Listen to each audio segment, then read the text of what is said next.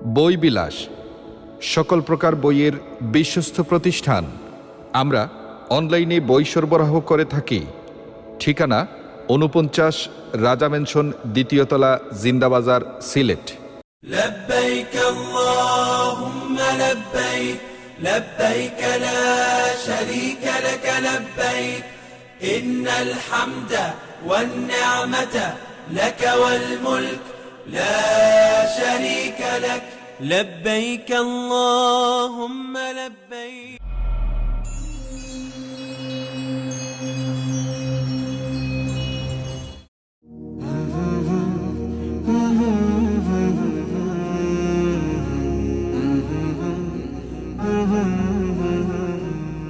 আসসালামু আলাইকুম ওয়া রাহমাতুল্লাহি ওয়া বারাকাতুহু।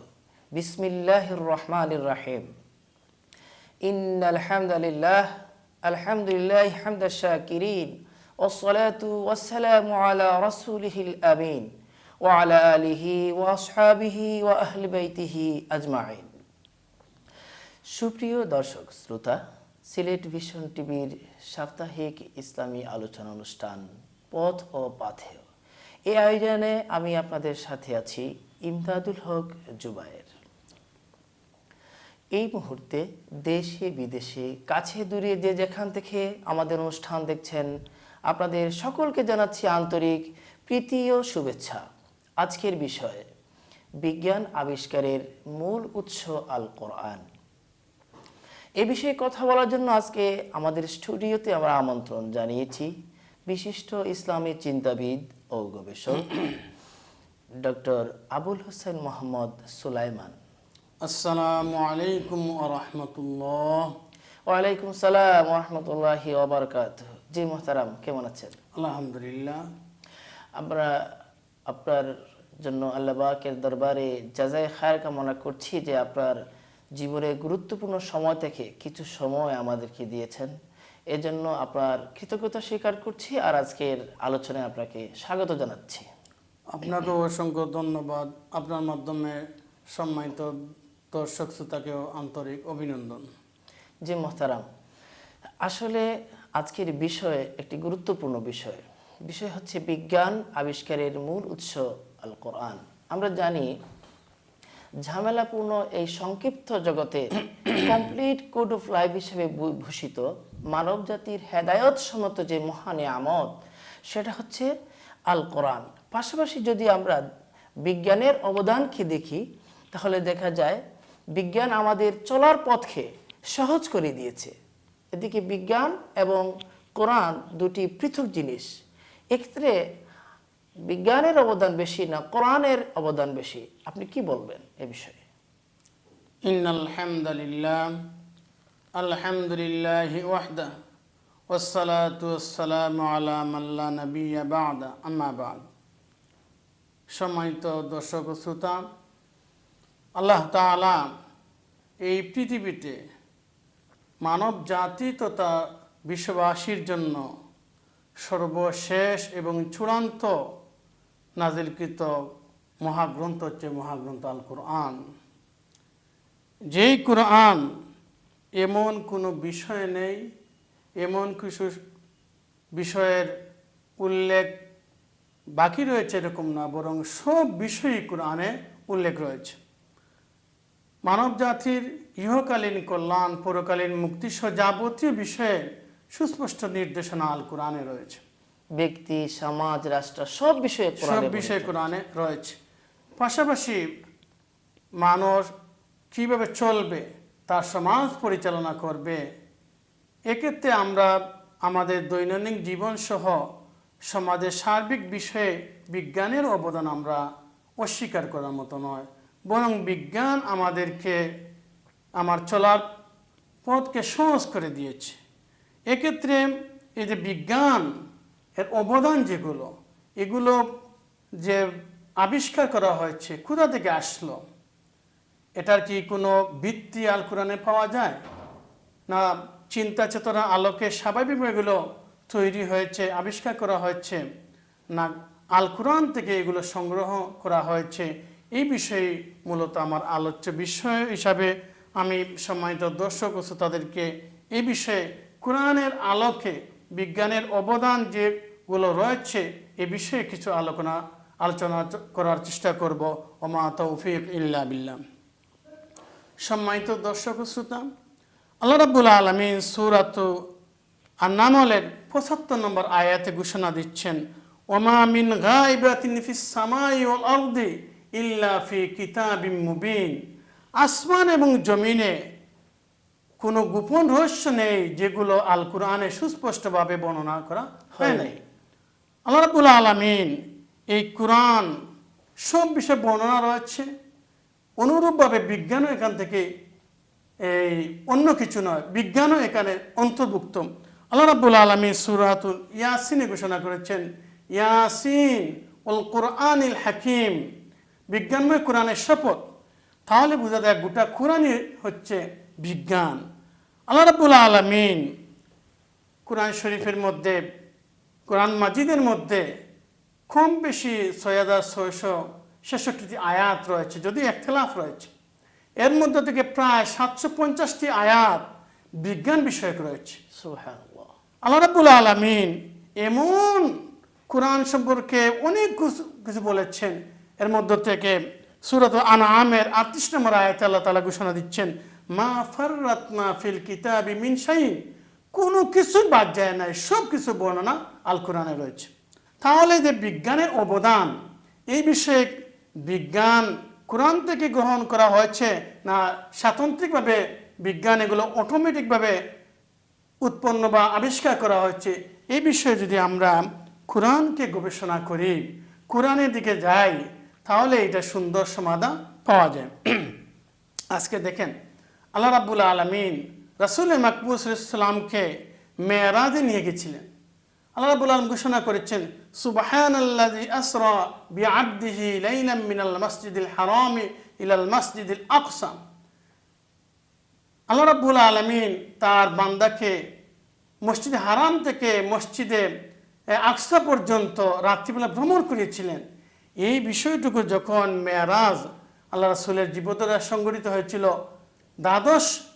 নবুয়তের দ্বাদশতম বর্ষে, এই যে আল্লাহ রাসূলের এই ভ্রমণকে কেন্দ্র করে বিজ্ঞানীগণ চিন্তা করলেন, তাহলে এখানে এত রহস্য কিভাবে, উনি 7 আসমান জমিন কিভাবে আসমান পাড়ি দিয়ে আরশে মুআল্লায় চলে গেলেন, আরশে আজিমে গিয়ে আল্লাহর সাথে সাক্ষাৎ করলেন, এই বিষয়ে গভীর দৃষ্টিপাত করে বিজ্ঞানীগণ 1969 সালের 20 জুলাই আমেরিকান 3 জন বিজ্ঞানী অ্যাপোলো 11 এর মাধ্যমে যে আমরা জানতে পারি নীল আর্মস্ট্রং, এডউইন এলডুইন এবং মাইকেল কলিন্স, এই 3 জন বিজ্ঞানী সর্বপ্রথম এই চাঁদে চলে গিয়েছিলেন।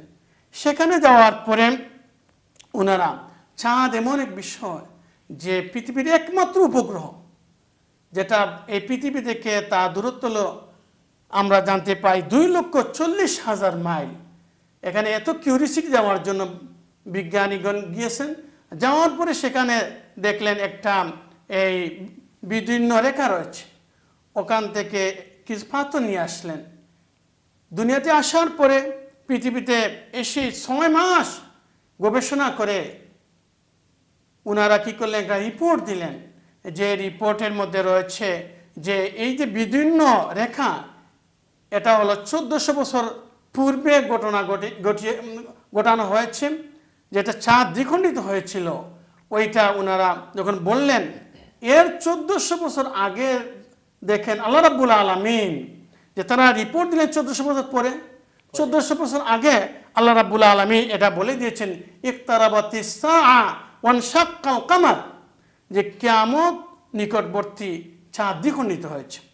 শুধু তাই নয়, এই মেরাজকে কেন্দ্র করে আমরা দেখতে পাই যে আল্লাহ রাসূল যখন গিয়েছিলেন, ওখানে আকাশ দেন ছিল বুরাক এবং রফরফ, যে দৃষ্টিসীমার বাইরে তাদের এই যাওয়ার যে গতি ছিল।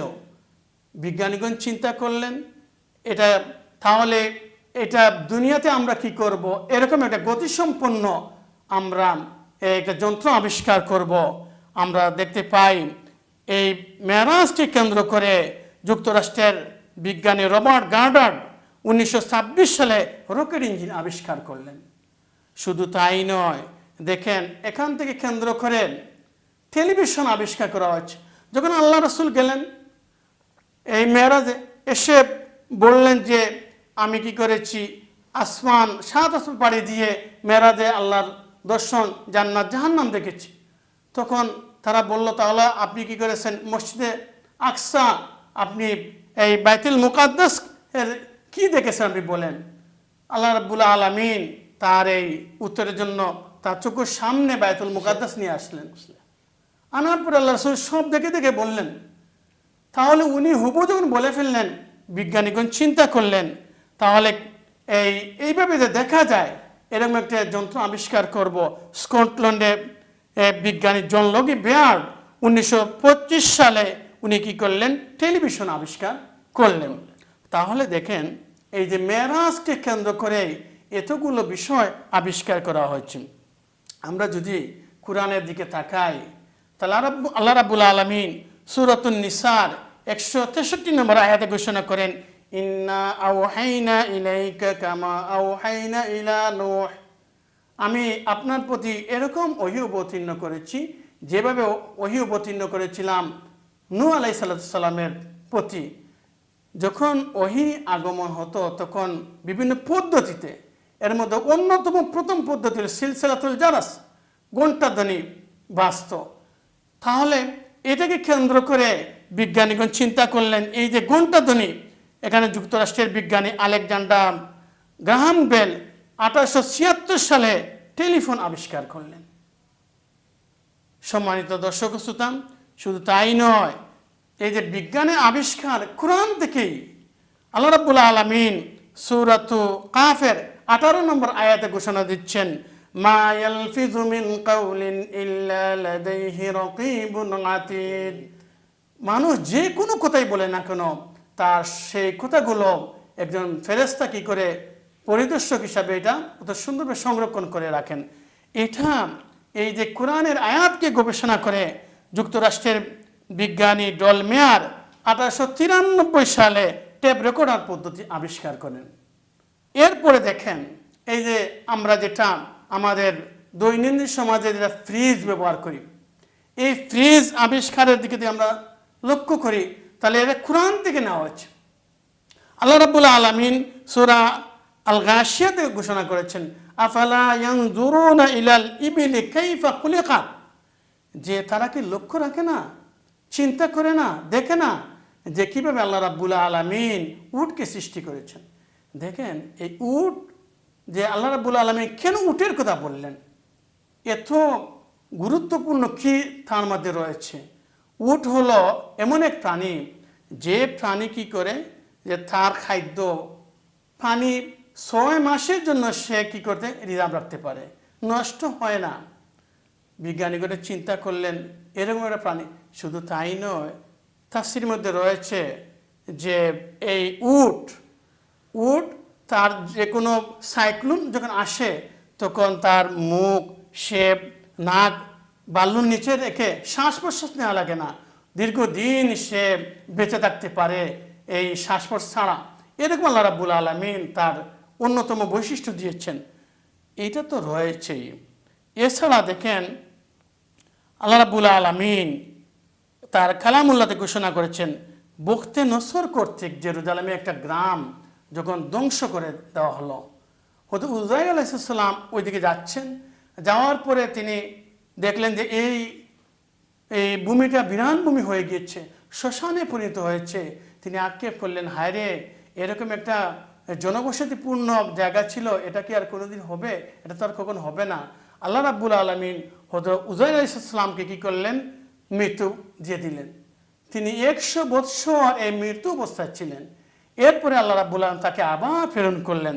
আল্লাহ রাব্বুল আলামিন সূরাতুল বাকারা 259 নম্বর আয়াতে ঘোষণা করেছেন যে, কালা কাম লাবিস্তা, কালা লাবিস্তু ইয়াওমান আও বাদা ইয়াওম, কালা বাল লাবিস্তা মিয়াতা আমিন ফানজুর ইলা তুআমিকা ওয়া শারাবিকা লাম ইয়াতাসান্না, যে আপনি কতদিন এখানে অবস্থান করেছিলেন? তিনি বললেন, না, আমি তো এই একদিন তোমার তার চেয়ে কম। কারণ তাফসীরের মধ্যে রয়েছে তিনি যখন তাকে মৃত্যু দেওয়া হলো তখন সকাল ছিল, যখন উঠলেন দেখলেন যে বিকেল হয়ে যাচ্ছে, সূর্য অস্তমিত যাবে, তাহলে মনে করছে মনে হয় একদিন তো তার চেয়ে কম। আল্লাহ রাব্বুল আলামিন বললেন না, বাল্লা বিস্তা মিয়াতা আমিন, তুমি 1 বছর এখানে এই অবস্থা ছিলে। ফাজুর ইলা তুআমিকা ওয়া শারাবিকা লাম ইয়াতাসান্না, দেখো তোমার পাশে তোমার খাবার পানীয়গুলো নষ্ট হয় নাই। এই আয়াতকে গবেষণা করে আজকে কি হয়েছে, যুক্তরাষ্ট্রের বিজ্ঞানী জেমস হ্যারিসন 1850 সালে রেফ্রিজারেটর আবিষ্কার করেছে। সম্মানিত দর্শক ও শ্রোতা, শুধু তাই নয়, বিজ্ঞান এতটুকু অগ্রসর হচ্ছেন, আজকে আল্লাহ রাব্বুল আলামিন আমরা যে বিদ্যুৎ ব্যবহার করি, এই 2017 সালে আমাদের বাংলাদেশের জগন্নাথ বিশ্ববিদ্যালয়ের প্রফেসর ডক্টর কামরুল হাসান খান উনি আবিষ্কার করেছেন যে পাথরকুচি পাতা থেকে বিদ্যুৎ। এই বিষয়ে আল্লাহ রাব্বুল আলামিন তার কালামুল্লাহ সূরা ইয়াসিনের 80 নম্বর আয়াতে ঘোষণা করেন, আল্লাযী জাআলা লাকুম মিনাশ শাজারিল আখদারি নারা ফাইযা আনতুম মিনহু তুকিদুন, যে তিনি সেই সত্তা যিনি কি করেছেন, যে সবুজ গাছ থেকে আগুন তৈরি করেছেন, যার মাধ্যমে তোমরা কি করো, এটা প্রজ্বলিত করো। এই যে গাছ থেকে আগুন, সবুজ গাছ থেকে, এই পাথরকুচি গাছ থেকে আজকে বিদ্যুৎ হচ্ছে, যে বিদ্যুৎ শুধু বাংলাদেশ নয়, সারা পৃথিবী বিভিন্ন জায়গায় ছড়িয়ে পড়েছে, এবং এখান থেকে যে বিদ্যুৎ, এটা জাতীয় বিদ্যুৎ গ্রিডে সংযুক্ত করা হচ্ছে, মানুষ উপকার পাচ্ছে।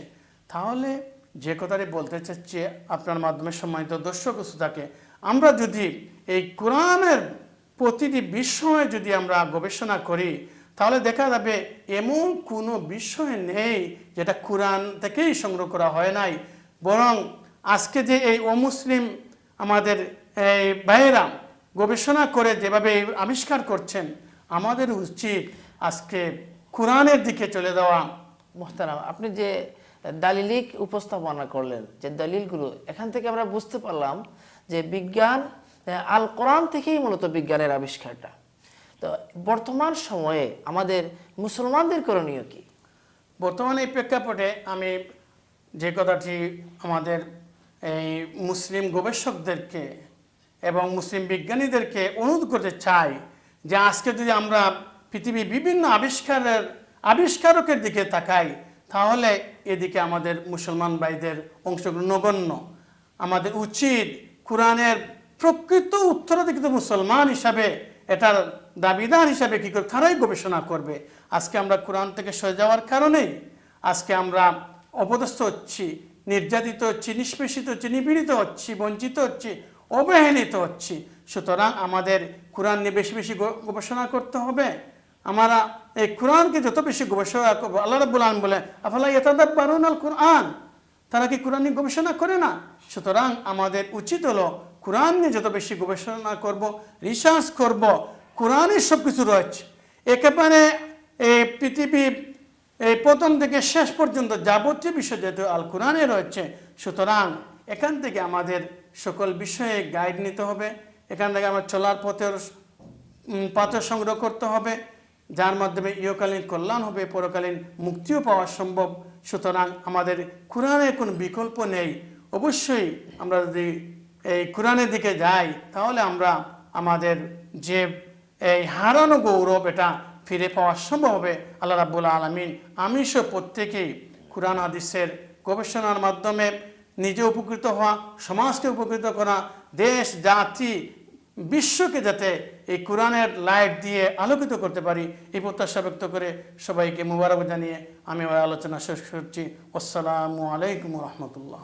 সম্মানিত দর্শক, আমরা এতক্ষণ মোহতারামের কাছ থেকে অত্যন্ত গুরুত্বপূর্ণ আলোচনা শুনছিলাম। তিনি বোঝাতে চেষ্টা করেছেন যে বিজ্ঞান আবিষ্কারের মূল উৎস হচ্ছে মহাগ্রন্থ আল কোরআন।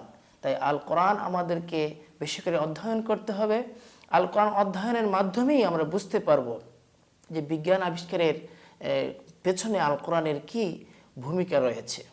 প্রিয় দর্শক, এতক্ষণ আপনারা যারা আলোচনা অনুষ্ঠানটি শুনলেন, আপনাদের সকলকে জানাচ্ছি আন্তরিক কৃতজ্ঞতা, জানাচ্ছি আন্তরিক অভিনন্দন। আলোচনাটি অন্যকে দেখার সুযোগ করে দিতে অনুগ্রহ করে আলোচনাটি শেয়ার করবেন এবং সিলেট ভিশন টিভির ইউটিউব চ্যানেলটি সাবস্ক্রাইব করবেন। সেই প্রত্যাশায় আজকের মতো আলোচনা অনুষ্ঠান এখানেই শেষ করছি। ইনশাআল্লাহ আগামী অনুষ্ঠানে আবারও আপনাদের সামনে হাজির হব নতুন কোনো বিষয় নিয়ে, নতুন কোনো মেহমান নিয়ে। ততক্ষণ আপনারা সবাই ভালো থাকুন, সুস্থ থাকুন। আল্লাহ হাফেজ। সুবহানাল্লাহি ওয়া বিহামদিহি, সুবহানাকা আল্লাহুম্মা ওয়া বিহামদিকা, নাশহাদু আল্লা ইলাহা ইল্লা আনতা, নাস্তাগফিরুকা ওয়া নাতুবু ইলাইক। ওয়াসসালামু আলাইকুম ওয়া রাহমাতুল্লাহি ওয়া বারাকাতুহু।